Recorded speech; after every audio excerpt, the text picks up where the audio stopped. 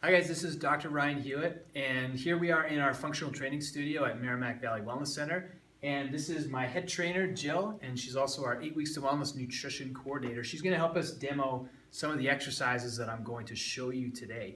What I'm going to show you are some back strengthening exercises, very basic exercises that we teach a lot of our patients for corrective exercise, as well as we do these types of movements in our functional training studio. So very low tech today.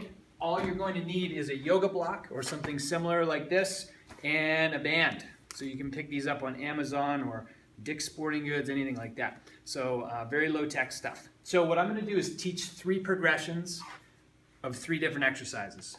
So in other words, we're going to start with the beginner version of each exercise, intermediate, and then an advanced version. Okay, so the first exercise that Jill's going to demonstrate here are something called bridges. So I'm going to lay Jill on her back here. Now, bridges are very important for strengthening your hamstrings, your glutes, and your lower back. Okay, so what I'm going to have Jill do is just let her arms lay by her side, and she's going to keep her feet about shoulder width apart, feet flat on the ground. And what we're going to have Jill do is raise your hips all the way to the ceiling, high as she can, so she should feel this contraction in her butt, okay? Maybe a little bit in her lower back.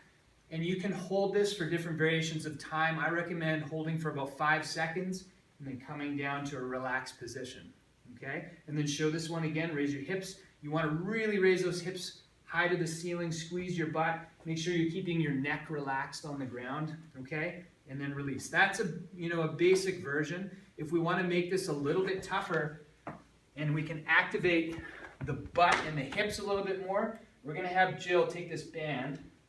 We're going to have her, there we go, wrap this around her hips. Okay, so you're going to put this right around your knees right here. So you're going to put it just above the knee, and she's going to create some pressure on the band so it's activating her hips more. She's going to press the legs out like that, keeping the feet shoulder width apart. Okay, same thing, holding for about a count of 3 to 5 seconds.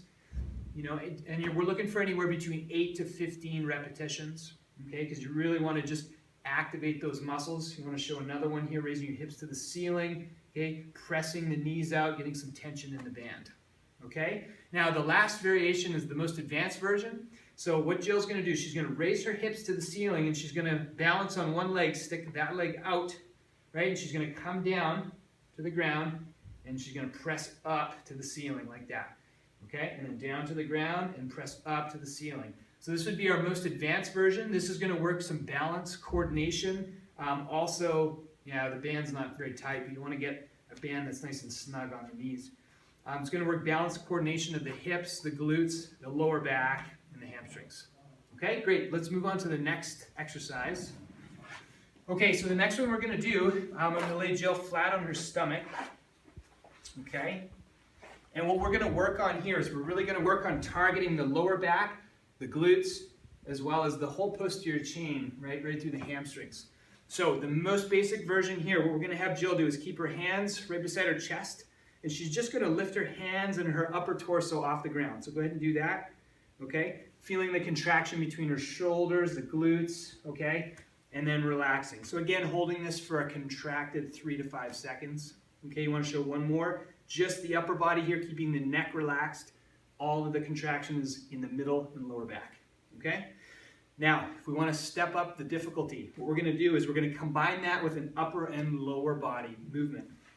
So Jill's going to do the same thing with her upper body, except she's going to raise her legs off the ground at the same time. So go ahead and do that, almost accordioning up off the ground, right? So she's going to feel this through the middle back, the glutes, the hamstrings, even through the calves, okay? Now, the most advanced version here, we could actually tell Jill to take her arms and press them up over her head, so this is more of a full extension of her whole body. And we can actually take this block and stick this between her feet or her hips there, or her thighs, and she's going to squeeze that block, again, activating more glute engagement, really extending out, so she's working in the shoulders now, getting that whole posterior chain, okay, and relax. So again, we're looking for anywhere from 8 to 15 repetitions with a 3 to 5 second hold or contraction. Okay, and then our last exercise that we're going to do here is, what was the last one? Oh yeah, the bird dogs, thank you. Okay, so these are called bird dogs. So what you're going to do is you're going to go in that quadruped position, so on all fours, okay?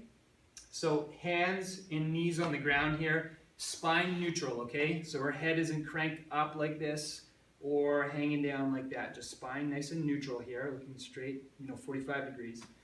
And what Jill is going to do is she's going to kick up her left leg, just like that. And she's going to work on keeping those hips really square and stable. So picture if you had a pair of headlights on the front of your hips, those would always be shining down towards the ground. Okay? So show a version of a hip hike, or a hip, basically twist your, so this is what we're not looking for. We're not looking for hips twisting using all these accessory muscles. We're looking to isolate the lower back, the glute, and the hamstring, just like that. Okay, you want to do the right leg? Okay? So this is just the lower legs, right? Just alternating between right and left leg, keeping the hips nice and square like that. Okay, so that's the most basic version here. If you need something for your knees, feel free to put a cushion under your knees or your hands. Now, Jill's going to incorporate the upper and lower body. Okay, so what Jill's going to do is she's going to take the opposite arm and opposite leg. And she's going to extend outwards, right? Keeping those hips square. Again, working the shoulder, the middle back, that whole sling back here. Okay, right through to her glute and hamstring. And then do the other side. Okay, spine neutral. Okay, perfect. Whole activation through that opposite sling. Now, the most advanced version here, I love this one. This is a plank version of the bird dog. So she's actually going to go up into a plank position or at the top of a push-up. Okay, making sure you're really good form here, squeezing your glutes, your quads, keeping your core tight.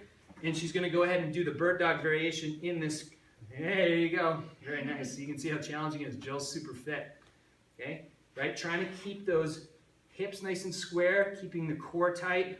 Okay, this one's going to be a little harder to hold for that 3 to 5 seconds. So just alternating these. This is incredible for your balance, coordination, your posterior chain activation. Okay, these are really, really great for your core and low back stability. So thanks for watching, and I look forward to next time.